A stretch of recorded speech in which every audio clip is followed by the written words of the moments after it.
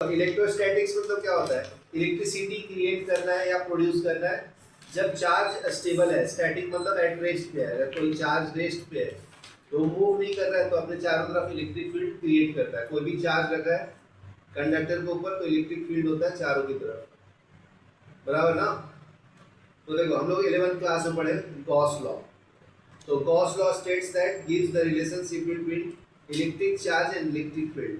ठीक है, ये इलेक्ट्रिक फील्ड और इलेक्ट्रिक चार्ज के बीच में रिलेशन देता है। ठीक है, it finds that equivalent method of finding the electric intensity bye relating value in a close surface that total charge enclosed by the surface. तो इसका देखो इक्वेशन होता है। तो फाई मतलब होता है फ्लक्स, कितना इलेक्ट्रिक फील्ड बाहर आ रहा था, वो total charge by epsilon naught होता है, is equal to electric field into DS. DS मतलब एरिया है। ठीक है, डीएस मतलब क्या है? एरिया है क्लोज सरफेस का। जैसे ये क्लोज सरफेस है, इसके अंदर चार्ज रखा है, ठीक है ना। तो E इंटू एरिया को मल्टीप्लाई करेंगे तो Q upon epsilon not total flux देता है। फ्लक्स मतलब कितना इलेक्ट्रिक फील्ड लाइंस बाहर आ रहा है, समझा ना, उसको बोलते हैं। तो ये इक्वेशन है गॉस लॉ का। किसका जी? गॉस लॉ का। ठीक है, तो फ्लक्स हो गया फाई, Q मतलब charge, epsilon not permittivity of free space, E electric field intensity, ds मतलब एरिया। ध्यान क्लियर है? तो फाई मतलब total flux coming out of the close surface, Q is the total charge inside the close surface. ये समझा? तो ये याद रखना है, ये गॉस लॉ का फॉर्मूला है। तो अभी देखो इसका एप्लीकेशन क्या है डेली लाइफ में। देखो फर्स्ट एप्लीकेशन है electric field intensity due to uniformly charged spherical shell और होलो स्फीयर। कोई स्फीयर है, उसके अंदर एक चार्ज रखा है, ठीक है ना। तो वो सब चार्ज सरफेस के ऊपर आएगा। देखो सब चार्ज सरफेस के ऊपर आ गया ना, प्लस प्लस प्लस प्लस हो गया। तो उसके बाहर एक गॉसियन सरफेस कंसीडर करते हैं, ये वाला डॉट डॉट वाला, ये वाला, समझा। तो देख सकते हो इलेक्ट्रिक फील्ड लाइंस बाहर आ रहा है सब, ये भी ये भी ये भी ये भी। तो ये टोटल कितना आएगा वो गॉस लॉ देता है। तो देखो flux is equal to Q upon epsilon naught, ये तो गॉस लॉ से आ गया ना, थ्योरम ऑफ गॉस लॉ। समझा? यहाँ तक क्लियर है? तो अभी देखो अपने को पता है कि E डॉट ds, उसके बाद क्या होता है? E डॉट ds होता है।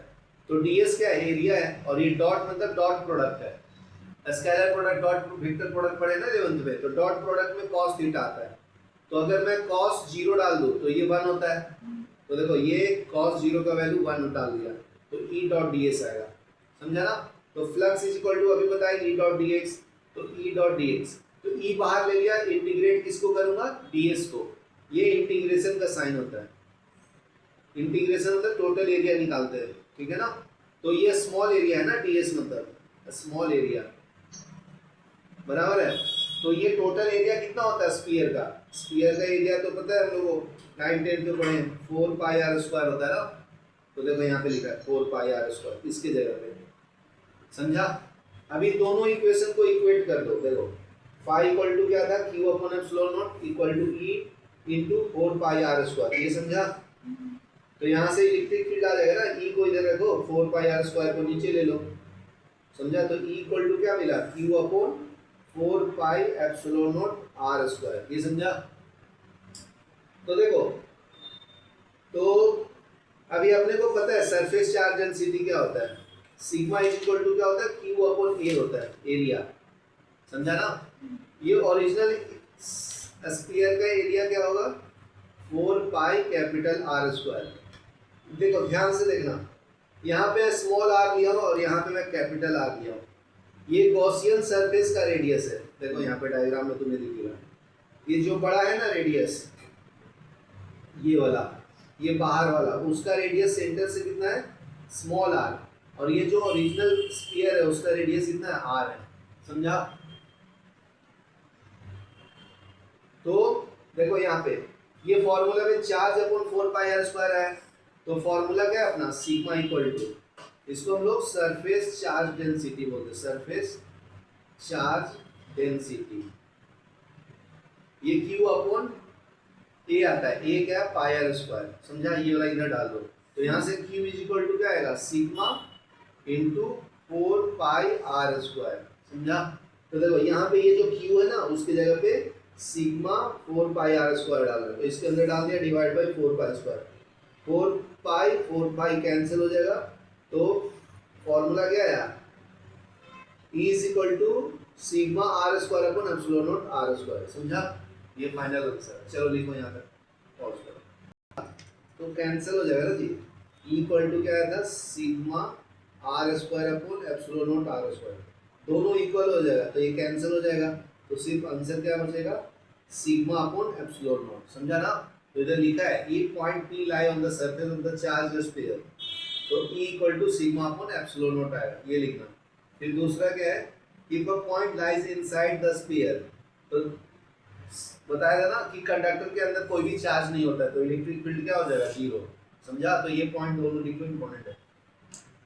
तो electric field inside the conductor is zero, याद रखना। चलो ये लिखो दोनों पॉइंट, केस 1 केस 2। एक्सप्लेन करता हूँ 8.1 एक्सरसाइज, ठीक है, मतलब न्यूमेरिकल। स्फीयर ऑफ रेडियस वो 10 सेंटीमीटर, मतलब ऐसा स्फीयर है जिसका कैपिटल वैल्यू दिया है रेडियस का, कितना, 10 सेंटीमीटर का है स्फीयर। समझा? कैरिंग है चार्ज, क्यू कितना कैरी कर रहा है, 1 माइक्रो कूलम, ये समझा? कैलकुलेट द इलेक्ट्रिक फील्ड, तो एट ए डिस्टेंस, तो बहुत सिंपल है जी। तो ये स्मॉल आर का वैल्यू दिया कितना, 30 centimetre from the centre of sphere, तो आ गया आंसर, हो गया। तो अपना फॉर्मूला क्या था, electric field equal to Q upon 4 pi epsilon naught R square ना।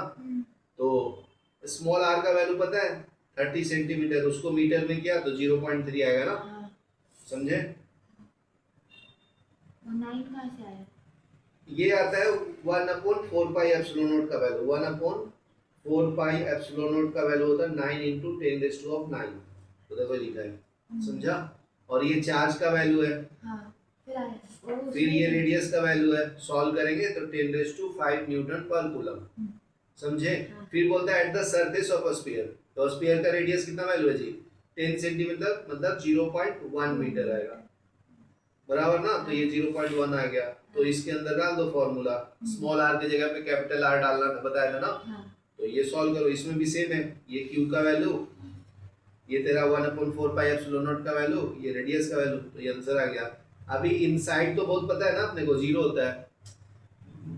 स्फीयर का रेडियस कितना है, 10 सेंटीमीटर, तो बोल रहा है कि 5 सेंटीमीटर पे कितना होगा, जीरो होगा ना, तो इनसाइड आ गया ना इसके कारण। चलो लिख लो। अभी नेक्स्ट देखो, electric field intensity due to infinite long straight charge wire, ठीक है। ऐसा एक कोई वायर है इतना बड़ा, ठीक है ना, वायर तो कितना बड़ा हो सकता है ना, ये चार्ज है लेकिन उसके ऊपर पॉजिटिव चार्ज है। समझा? तो सिंपल आ गया आंसर। देखो ये ऐसा वायर है, तो मैं बताया था ना गॉसियन सरफेस लेने का, इसके बाहर बाहर एक, मैं इतना पार्ट के लिए मैं एक सिलेंडर बना लेता हूँ ऐसे। समझा ना? तो सिलेंडर का रेडियस लेना है बस, ये सिलेंडर का रेडियस कैपिटल आर, और ओरिजिनल रेडियस का वैल्यू कितना है स्फीयर का, गॉसियन सरफेस का, स्मॉल आर ना। सिलेंडर का वायर का एरिया कितना दिया, रेडियस का आर, और उसके बाहर गॉसियन सरफेस लिया ऐसे, तो उसका रेडियस कितना, स्मॉल आर, ये समझा? उसके ऊपर ही जैसे लिया था वैसे ही सेम, तो सेम वैसे ही है जी। देखो खाली सिलेंडर का यहाँ पे एरिया डालना है, सिलेंडर का एरिया 2 पाई आर एल होता है ना, उसके पहले वाला स्फीयर में क्या डाला था एरिया, 4 पाई आर स्क्वायर, क्योंकि वो स्फीयर था अलग शेप का था, सिलेंडर का 2 पाई आर एल होता है। हो गया, बस आ गया आंसर। देखो तो ये phi equal to Q upon epsilon naught equal to E into 2 pi R L. समझा? तो ये एरिया है ना किसका, सिलेंडर का, तो आ गया। तो अगर कोई लीनियर ऐसा है तो उसका लीनियर चार्ज डेंसिटी क्या होता है, चार्ज अपॉन लेंथ होता है। समझा? तो Q इज इक्वल टू क्या होगा, लैम्डा इंटू एल होगा। लैम्डा क्या है, लीनियर चार्ज डेंसिटी, ये 11th में पढ़ना था, लीनियर चार्ज डेंसिटी। समझा? तो देखो, तो lambda equal to Q by L आएगा। समझा? तो यहाँ से direct Q equal to lambda into L आ जाएगा, तो इसके अंदर डाल देना है तुम्हें। देखो देखो ये Q की जगह पे क्या डाल दिया, lambda into L by epsilon naught equal to 2 pi R L, बराबर है। तो एल एल कैंसिल हो जाता है, इसको कैंसिल करने के लिए ऐसा लिखा, तो E equal to lambda upon 2 pi R, आ गया आंसर। यही था 2 लाइन का। समझा? चलो जाओ फिर पॉज करो। ठीक है, अगर कंडक्टर के ऊपर पॉजिटिव चार्ज है तो इलेक्ट्रिक फील्ड आउटवर्ड होगा, क्या होगा, आउटवर्ड। ठीक है, अगर इलेक्ट्रिक फील्ड नेगेटिव चार्ज है तो ये क्या होगा, इनवर्ड होगा। ये समझा? अभी न्यूमेरिकल करेंगे 8.2। देखो अभी a length of straight thin wire, उसका वायर का लेंथ कितना दिया जी 2 मीटर, बराबर ना। Is uniformly charge with a positive charge 2 microcoulomb, Q कितना है 3 माइक्रोकूलम है। The charge density sigma, sigma तो यहाँ पे चार्ज डेंसिटी वायर है ना, तो लेंथ लेंगे, समझा, एल लेंगे, L equal to Q upon L, समझा ना। इसका मतलब होता है सरफेस चार्ज डेंसिटी, इसका मतलब क्या होता है लीनियर चार्ज डेंसिटी, समझा। तो charge density of the wire निकालना है, तो बहुत सिंपल है, अभी बताया था कि lambda equal to Q upon length होता है ना, तो ये क्यू का वैल्यू डाल दिया चार्ज का, ये लेंथ का वैल्यू, तो ये आ गया।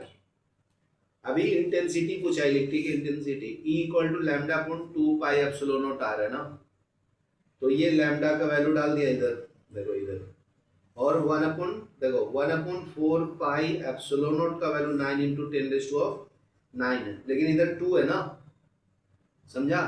तो इधर 4 को क्या लिख सकते हैं 2 इंटू 2, समझा क्या, तो इधर 2 से मल्टीप्लाई कर देना, तो ये आ जाएगा, ये इतना करने की जरूरत नहीं है, समझा। तो डायरेक्ट वैल्यू पता है ना अपने को, तो ये आंसर आ जाएगा। चलो लिखो यहाँ से, सर वही ना इक्वेशन, हाँ बस इक्वेशन है। हाँ ये लिखो, फिर ये न्यूमेरिकल कर लिखो। देखो next, electric field due to charge infinite plane sheet, plane sheet मान लो ये जो बोर्ड है ना, ऐसा पूरा ऐसे एक सीट है, समझा ना, तो प्लेन सीट है, तो इस पे चार्ज क्या है पॉजिटिव चार्ज है, देखो ये पॉजिटिव चार्ज है, तो इसका गॉसियन सरफेस ले लिया हूँ एक ऐसा, समझ गया, हैविंग डिस्टेंस r, तो इसका स्मॉल एरिया क्या होगा ds होगा, पॉजिटिव चार्ज है तो इलेक्ट्रिक फील्ड आउटवर्ड होगा ना, ये भी आउटवर्ड है, समझा। तो देखो बहुत सिंपल है ये, देखो तो फ्लक्स इज इक्वल टू पता है अपने को इलेक्ट्रिक फील्ड इनटू एरिया है, तो दोनों साइड एरिया होगा ना, ये बोर्ड का ये साइड एरिया है और पीछे के साइड में भी एरिया होगा ना, तो देखो दोनों एरिया ऐड किया है, एरिया 1 एरिया 2, समझा। तो इसका नाम P दिया है, इसको P डैश दिया है, तो डायग्राम में भी देख सकते हो, राइट हैंड साइड में देखो ये P मार्क किया है, लेफ्ट साइड में देखो ये P डैश मार्क किया है ना, समझा। तो देखो दोनों को ऐड करो, ये एरिया cos 0 डालेंगे तो ये कितना हो जाएगा 1 हो जाएगा, तो देखो ये एरिया इसको एरिया को यही लिया है, पता है ना, तो E इंटू ए बराबर है, दोनों को ऐड करेंगे तो 2 टाइम्स ऑफ E आएगा ना। तो देखो अभी सिग्मा क्या है सरफेस चार्ज डेंसिटी, तो ये चार्ज अपॉन एरिया आएगा, बराबर है, तो यहां से चार्ज इक्वल टू क्या होगा sigma into A, surface charge density into area, समझा। तो देखो फ्लक्स इज इक्वल टू क्या होता है, फ्लक्स इज इक्वल टू क्या पढ़ाया था अभी, चार्ज अपॉन एप्सिलॉन नॉट पढ़ाया था, ये चार्ज का वैल्यू डाल दो q into A by epsilon naught, समझा, और ये equal to 2 times of electric field into area है ना, तो इलेक्ट्रिक फील्ड आ जाएगा, क्या आ गया सिग्मा अपॉन 2 एप्सिलॉन नॉट, कितना सिंपल था ना, देखो। चलो ये लिखो, फिर न्यूमेरिकल भी कर ही देता हूं, देखो 8.3 में क्या बोलता है, charge per unit area of large plane sheet of the charge is इतना, तो ये Q अपॉन एरिया का वैल्यू दिया है, मतलब ये आपको सिग्मा का वैल्यू दिया है कितना 3 माइक्रोकूलम पर मीटर स्क्वायर, समझा, देखो लिखा है। तो इलेक्ट्रिक फील्ड इंटेंसिटी क्या होगा सिग्मा अपॉन एप्सिलॉन नॉट, तो ये 2, ये एप्सिलॉन नॉट का वैल्यू होता है 8.85 10⁻⁻12, तो ये समझा, ये ऊपर में ये आपका चार्ज का वैल्यू है, कैलकुलेट करो दिया है। चलो लिखो, तो अभी इलेक्ट्रिक फील्ड निकालने के लिए सीख गए, किसका किसका सीखा, स्फीयर का, थिन वायर का और प्लेन शीट का, बराबर ना। तो अभी नेक्स्ट पढ़ेंगे हम लोग इलेक्ट्रिक पोटेंशियल और पोटेंशियल एनर्जी। तो देखो यहां से स्टार्ट होता है, तो work done in a electrostatic force, तो force equal to force into D R equal to energy, जैसे हम लोग नॉर्मल पढ़ते हैं ना, work equal to force into displacement, बराबर है। तो यहाँ पे फोर्स इंटू ये small distance D R, work done को एनर्जी बोला है डेल्टा यू, ये समझा। नेक्स्ट देखो, तो यहाँ पे एक चार्ज रखा है पॉइंट O पे, ठीक है, B पॉइंट का डिस्टेंस R2 लिया है, ठीक है, A पॉइंट पे चार्ज रखा है Q0, तो अगर मैं Q0 को कैपिटल Q की तरफ लाऊंगा तो स्मॉल डिस्टेंस डी आर हो गया, तो वर्क डन क्या हो जाएगा जी, एफ इंटू डी आर होगा, बराबर ना। और उसके अगेंस्ट काम कर रहा हूँ, लेफ्ट साइड में जा रहा हूँ ना, तो नेगेटिव आएगा वर्क डन, ये समझा। लेकिन ऐसा होता नहीं है वर्क डन नेगेटिव, तो उसका मैग्नीट्यूड पॉजिटिव ही लेते हैं। देखो D R is against the electrostatic force, इसलिए नेगेटिव डाला है। नेक्स्ट देखो टोटल वर्क डन निकालना है, तो क्या करते हैं, टोटल के लिए हम लोग 12th में इंटीग्रेशन करते हैं, ये इंटीग्रेशन का साइन है। इंटीग्रेशन मतलब टोटल वैल्यू देता है, कहाँ से स्टार्ट हो रहा है, कहाँ पे एंड हो रहा है, यहाँ तक क्लियर है। तो ये R1 से स्टार्ट होगा, R2 तक जाएगा, इसकी एनर्जी डेल्टा यू है, तो माइनस R1 से R2 तक जाएगा F E dot D R, बराबर ना। तो इसको इंटीग्रेट करेंगे तो टोटल वैल्यू मिलेगा। तो देखो ये आपका एफ का फॉर्मूला होता है, ये 11th में था। फोर्स का फॉर्मूला क्या होता है, एफ इक्वल टू के Q1 Q2 upon are square होता है, ये फॉर्मूला है, कूलम्स लॉ बोलते हैं इसको, CAULOMB, कूलम्स लॉ। यहाँ क्लियर है। तो देखो तो यहाँ पे कैप Q1 के जगह पे क्या है, कैपिटल Q है, स्मॉल Q2 के जगह पे Q नोट है, into R cap. R cap क्या है, यूनिट वेक्टर, यूनिट वेक्टर, बराबर ना। यूनिट वेक्टर मतलब क्या देता है, वो डायरेक्शन देता है। क्या देता है जी, कि कौन से डायरेक्शन में ये फोर्स लग रहा है। यहाँ तक क्लियर है। तो देखो यहाँ पे लिखा भी है, R cap is the unit vector in direction R, negative so that R and F E R opposite direction directed. तो यहाँ पे देख सकते हो फोर्स राइट साइड में और डेल्टा आर लेफ्ट साइड में ना, तो दोनों एक दूसरे के ऑपोजिट है, इसके कारण नेगेटिव डाला है। यहाँ तक क्लियर है। तो देखो ये फॉर्मूला में डेल्टा यू में एफ का वैल्यू डाल दिए, तुम्हारा एफ का वैल्यू है। देखो ये फॉर्मूला में एफ था ना ये, तो इसके जगह पे ये पूरा वैल्यू डाल दिया। तो ये सब कांस्टेंट है, उसको बाहर ले लिया, इस सब को, जो मैं सर्कल के अंदर डाला हूँ ये वाला, इसमें आर नहीं हो रहा ना सर्कल में, ये वाला पूरे को बाहर ले लिया, समझा। इंटीग्रेट सिर्फ इसको करेंगे, इसका इंटीग्रेशन 1/r आता है, तो नीचे वाले को लोअर लिमिट बोलते हैं और ऊपर वाले को अपर लिमिट, समझा ना। तो इसको इंटीग्रेट करते हैं, तो ये फिर लिमिट्स का वैल्यू डालते हैं, तो 1/r2 माइनस 1/r1 आएगा, तो ये आपका टोटल एनर्जी देगा। यहाँ तक क्लियर है। तो यही वर्क डन के फॉर्म में स्टोर होता है। तो 1/4 पाई Q into Q note 1/r2 minus 1/r1, ये वर्क डन देगा। यहाँ तक क्लियर है ना। तो ये आपका पोटेंशियल एनर्जी हो गया। चलो लिखो यहाँ तक, ये प्रूफ भी इम्पोर्टेंट है।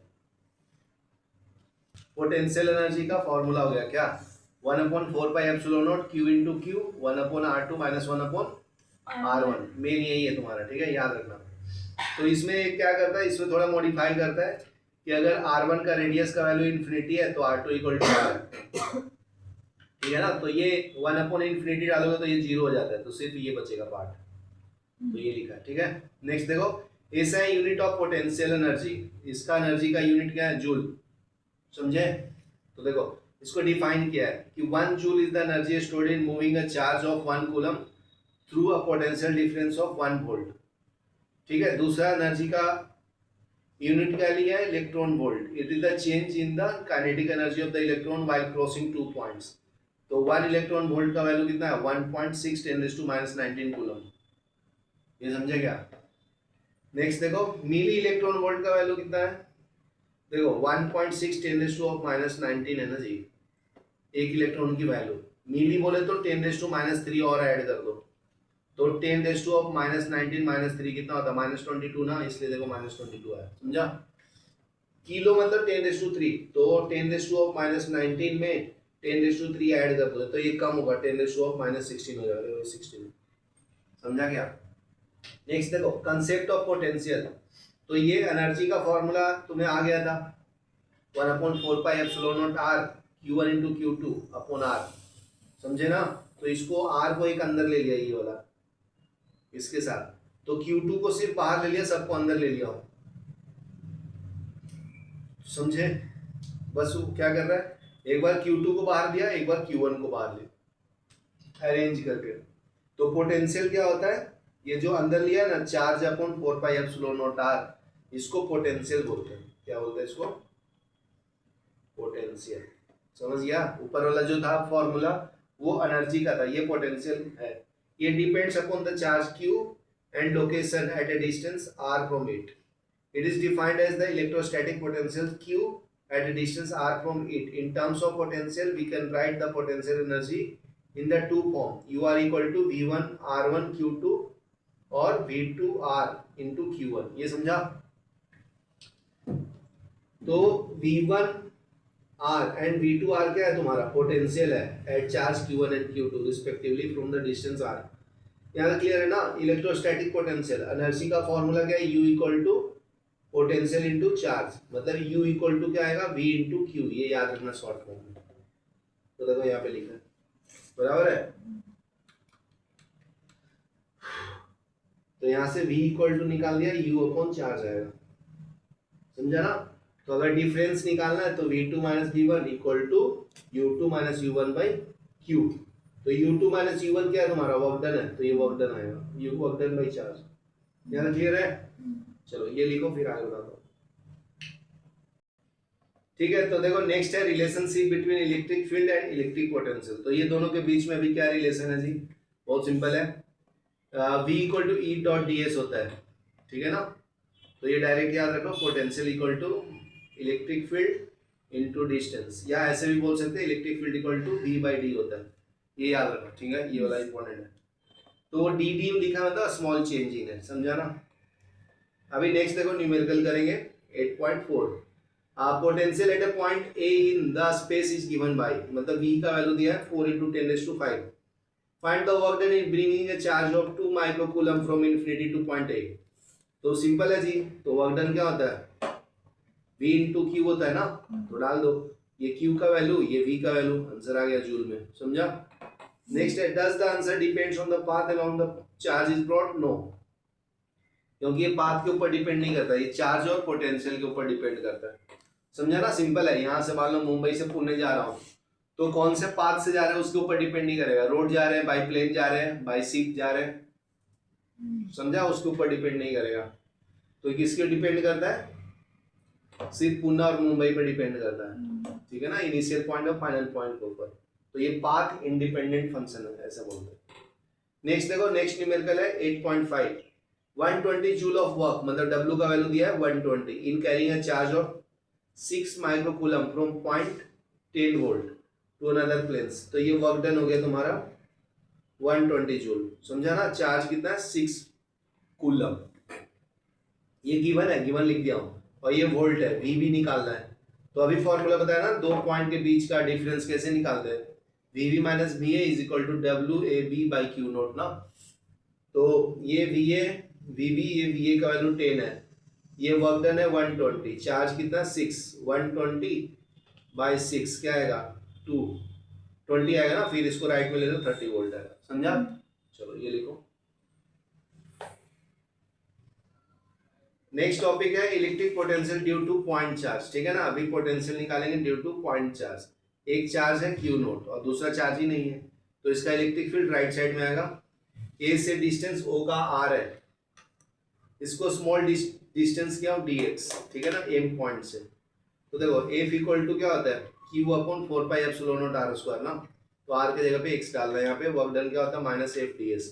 सेम ही है, ये F का वैल्यू डाल दिया यहाँ पे, ठीक है ना? सेम जैसे ऊपर किया था। तो 1 अपॉन x आया, इसका इंटीग्रेशन ये है, तो 1 अपॉन R आएगा। देखो W equal to Q upon 4 pi epsilon naught आया ना। तो V क्या है? पोटेंशियल वर्क डन के बराबर है। समझा? बस इतना ही लिखना था, हो गया। नेक्स्ट देखो, अभी इसका ग्राफ ड्रॉ करना है। तो ये जो V है 1 upon K Q upon R आता है ना, तो इनवर्सली प्रोपोर्शनल टू R है सिर्फ। तो देखो ये तुम्हारा V का ग्राफ है पोटेंशियल का। इलेक्ट्रिक फील्ड क्या होता है? ये inversely relation to R square होता है। तो देखो ये इनवर्स ग्राफ है, तो ये स्टीप है, नीचे देखो, नीचे जा रहा है, देखो, क्योंकि ये R स्क्वायर होता है, ज़्यादा इनवर्सली रिलेटेड है, ये एक ही टाइम रिलेटेड है। तो ये ग्राफ ड्रॉ करो। फिर न्यूमेरिकल देखो 8.6 में a wire is bent in a circle of radius 10 centimetre. ऐसा कोई वायर है, इसको बेंड करके सर्कल बना लेता हूँ, मतलब इसका जो लेंथ होगा वो इसका सरकमफेरेंस के बराबर होगा ना जी। तो चार्ज कितना है 250 माइक्रोकूलम, ठीक है। रेडियस दिया है कितना 10 सेंटीमीटर, तो ये आपका Q का वैल्यू है 250 माइक्रोकूलम। माइक्रो मतलब 10⁻⁻⁶, समझा ना। रेडियस दिया है 10 सेंटीमीटर, उसको मीटर में किया 10⁻⁻1 मतलब 0.1 मीटर होगा। ये समझा क्या? फॉर्मूला क्या है, V इक्वल टू KQ/R। ये K का वैल्यू है, तो Q ये R 1/4πε0 का वैल्यू 9 × 10⁹, ये चार्ज का वैल्यू और ये रेडियस का वैल्यू, कैलकुलेट कितना वोल्टेज आ गया, बराबर ना। चलो यहाँ तक देखो। नेक्स्ट देखो, electric potential due to electric dipole, ठीक है। अगर दो चार्ज रहेगा तो इलेक्ट्रिक डाइपोल डेवलप होता है। देखो ध्यान से सुनना, ए और बी दो पॉइंट्स है, दोनों पे अलग अलग चार्ज रखा है, +Q और -Q दिख रहा है। इस पे +Q लिखा है, इस पे -Q लिखा है ना। तो जब दो चार्ज अलग अलग रहेगा पॉजिटिव नेगेटिव, तो उसके बीच में इलेक्ट्रिक डाइपोल डेवलप होता है, ठीक है। यहाँ तक क्लियर है? तो देखो ये पॉइंट सी ओ से पार हो रहा है, तो टोटल लेंथ 12 है, लेकिन यहाँ से यहाँ तक का लेंथ L है, यहाँ से यहाँ तक का लेंथ L है, ठीक है ना। ये सी पॉइंट तक रेडियस कितना है R, यहाँ से डिस्टेंस R1, इसका R2, ठीक है ना। तो ये ऐसे करेंगे ड्रॉ, और ये यहाँ पे, तो ये 90 डिग्री पे आता है, समझा। तो ये थीटा है, तो ये भी थीटा होगा ना, वर्टिकली अपोजिट एंगल। तो अगर कोई एंगल ऐसा है, ये थीटा है, ये 90 डिग्री है, ठीक है, और ये हाइपोटेनस L है, तो ये कितना आएगा L sin थीटा आएगा। कैसे आता है? क्योंकि sin थीटा क्या होता है जी, परपेंडिकुलर अपॉन हाइपोटेनस होता है ना, पढ़े थे ना 10th में। तो देखो, तो P का वैल्यू कितना है, ये तुम्हारा P है ना सामने वाला, ये बेस होता है और ये हाइपोटेनस होता है। तो P equal to H sin theta, H का वैल्यू क्या है L sin theta is equal to P, ये समझा। तो देखो वोल्टेज अपने को पता है V1 इक्वल टू Q1/4πε0R1, यहाँ तक क्लियर ना। सिमिलरली माइनस नेगेटिव चार्ज के लिए आएगा, समझा। अभी दोनों को ऐड करेंगे तो टोटल पोटेंशियल मिलेगा ना, समझे, मिले कि नहीं। टोटल वैल्यू चाहिए तो क्या करते हैं तुम लोग, ऐड करते हैं ना जी। तो ये V1 और ये V2 का वैल्यू, उसमें ये कॉमन था तो बाहर ले लिया, सॉरी, ठीक है। तो ये मैथ्स का फॉर्मूला होता है ज्योमेट्री से, तो ये तुम डायरेक्ट याद रखो यहाँ पे, सॉरी। देखो ये अगर R1 है, ये R1, ये R1 है, और यहाँ पॉइंट से ये R है, O पॉइंट से ये R1 है, ये स्मॉल r है, ये समझा। तो ये फॉर्मूला क्या मिलता है, R1 equal to R² plus L² -2RL cos theta, ये समझा। अभी देखो ये क्या आएगा R2, इसमें प्लस आएगा, इसमें माइनस cos थीटा, तो इसमें प्लस। तो देखो ध्यान से, इसको इक्वेशन को क्या किया, R कॉमन ले लिया, तो यहाँ पे 1 बचेगा, और इधर L²/R² आएगा -2L/R cos थीटा, ये समझा। Similarly R2 equal to R² into 1 plus ये आया।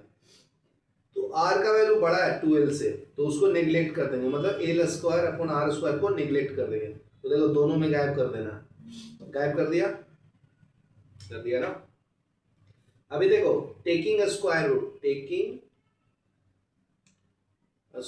रूट, ठीक है। तो ये टेकिंग स्क्वायर रूट लेंगे तो इधर 1/2 आएगा, इधर 1/2 आएगा, बराबर ना। तो R1 equal to R into 1 minus 2L/R cos theta,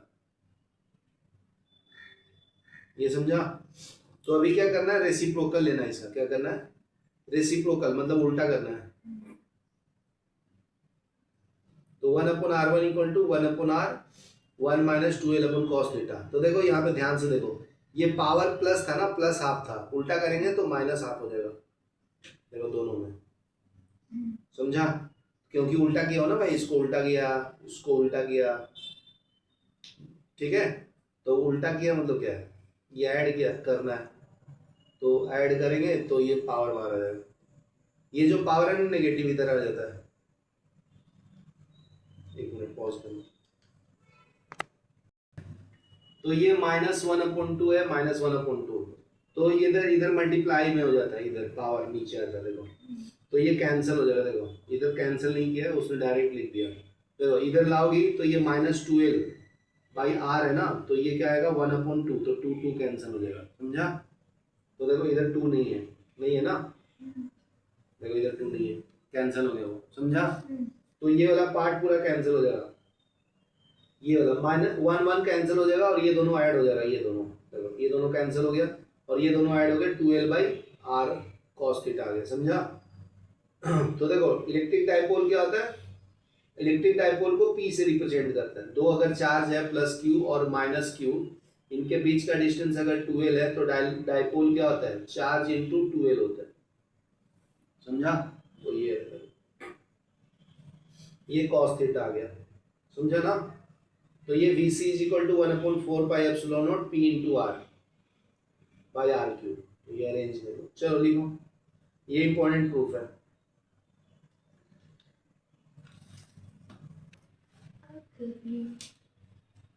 ठीक है, तो अभी याद रखो जी, जी ये वेक्टर फॉर्म में पोटेंशियल, ठीक है ना। तो पोटेंशियल का वैल्यू अगर थीटा का वैल्यू 0 है और 180 है, तो 0 रहेगा तो पॉजिटिव क्यू आएगा और नेगेटिव, क्योंकि cos 0 क्या होता है 1 होता है और cos 180 माइनस होता है -1, ठीक है ना, इसके कारण। ओ भाई ठीक है ना। तो पोटेंशियल एट इक्वेटोरियल प्लेन क्या होगा, इक्वेटोरियल बोले तो अगर एंगल 90 और 90 रहेगा, तो क्योंकि cos 90 क्या होता है 0, इसलिए पोटेंशियल क्या है 0 है, ठीक है। देखो नेक्स्ट क्वेश्चन अभी सॉल्व करेंगे 8.7। A short electric dipole has a dipole moment 1 × 10⁻⁹ coulomb into metre, मतलब P का वैल्यू दिया 1 × 10⁻⁹ कूलम, ठीक है ना, इंटू मीटर, क्योंकि P = क्या होता है Q × 12 होता है ना, तो चार्ज का यूनिट कूलम है और डिस्टेंस का यूनिट मीटर, ठीक है ना, ऑन एक्सियल प्लेन और equatorial plane on a line joining making an angle of 60 degree, ठीक है। तो देखो यहाँ पे फॉर्मूला यूज कर लेंगे, V = P/4πε0r², तो इसकी वैल्यू 9 × 10⁹, ये चार्ज का वैल्यू, डिस्टेंस का वैल्यू 100 वोल्ट आएगा, ठीक है। इक्वेटोरियल प्लेन पे पोटेंशियल क्या होता है 0, समझा ना, सेम प्लेन पे क्या होगा 0, तो 60 डिग्री होगा, cos 60 कितना होता है जी, √1/2 होता है, तो देखो 1/2 आ जाएगा, ठीक है ना, डिवाइड हो जाता हो, तो V = P sin θ/4πr², तो ये cos 1/2 आ जाएगा, सॉल्व करोगे 50 वोल्ट आएगा, मतलब सिंपल है ना, cos 60 होता है हाफ, तो 100 को 2 से डिवाइड करेंगे तो 50 वोल्ट ही तो आएगा, देखो 50 वोल्ट, तो उतना सॉल्व करने की जरूरत नहीं था। चलो लिखो, पॉज करो, ये केसेस लिखो यहाँ से।